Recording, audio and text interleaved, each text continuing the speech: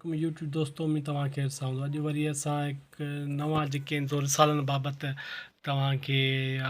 Inform कंदा हलूं त हीअ ताज़ा ॿ शुमारा जेके आहिनि सो मूंखे मिलिया आहिनि ऐं सिंधी अदबी संगत एशिया जी वॾी अदबी संगत जी तंज़ीम सिंधी अदबी संगत उन तरफ़ां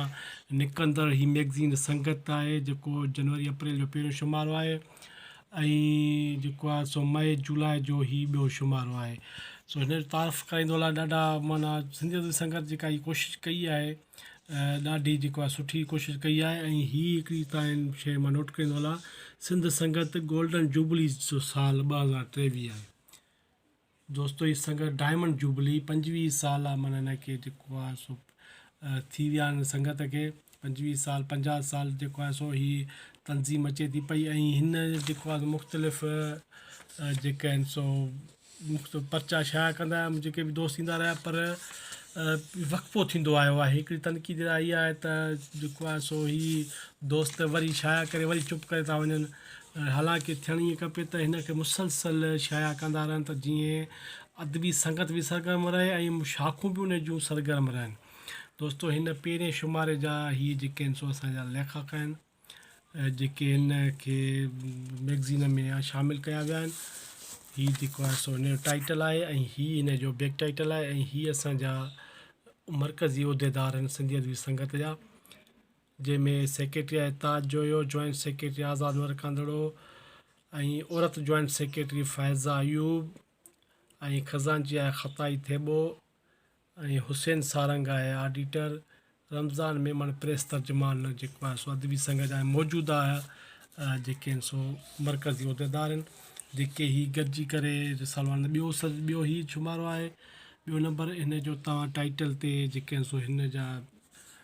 ॾिसो था जेके सहींदड़ आहिनि ठाहींदड़ आहिनि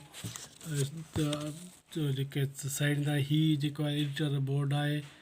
जेको हिन रिसाले खे असां ताईं पहुचाए थो पियो। दोस्तो हीअ जेको आहे सो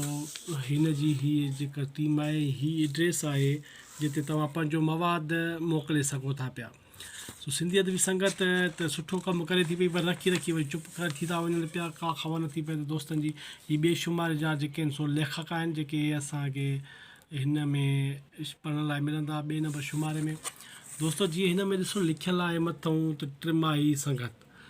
सो टिमाही या ॿिमाही या छमाही पर ही मुसलसल शाया थींदो रहे त जीअं मां अॻ में बि ॻाल्हि कई त जीअं पढ़ंदड़ जेको आहे सो ॻंढियलु हूंदो, शाखूं बि मुनज़िम रहंदियूं ऐं जेको आहे सो मुसलसल ही सरगर्मी बि हिकिड़ी निहायत जेको कमु ई आहे सिंधी अदबी संगत जो, ॿियो को कमु को अहिड़ो कोन्हे को घणो ई ही कमु जेको आहे नए पढ़ंदड़नि खे ऐं नए लिखंदड़ खे जेको आहे सो अॻिते आणनि। सो इहो हिकिड़ो हिन जो जेको आहे सो कमु आहे सिंधी अदबी संगत जो। हीअ शुमारा तव्हां ॾिसी सघो था पिया ऐं जेकर तव्हां किथे मिली वञनि त तव्हां पढ़ी सांढे रखो सघो था। हिन जी क़ीमत 300 रुपया आहे, तव्हांखे 200 रुपये में या 180 रुपये में आराम सां मिली वेंदा, छो त असां वरी जेके सो मेंबर शाखूं आहिनि उन्हनि ते ज़िम्मेवारियुनि जा तव्हां 200 रुपया ॾियो। सो दोस्तो ही के रिसाला हिकिड़ो रिसालो महीने में हिकु दफ़ो वठणु सिंधी अदब जी ख़िदमत करण बि आहे ऐं घर में तव्हां रखंदव त पढ़ण जी दिलि बि कढंदी ऐं खणी ॾिसंदो वांदिका इहा मोबाइल मां हटी करे 2 लफ़्ज़ सां पढ़ी सघूं था। दोस्तो वीडियो वॾी थी वई आहे सो तव्हां गुज़ारिश कबी लाइक कमेंट ऐं शेयर जी, त तव्हां वीडियो खे लाइक कंदा कयो, कमेंट कंदा कयो, तव्हांजा लख लाइक करोड़।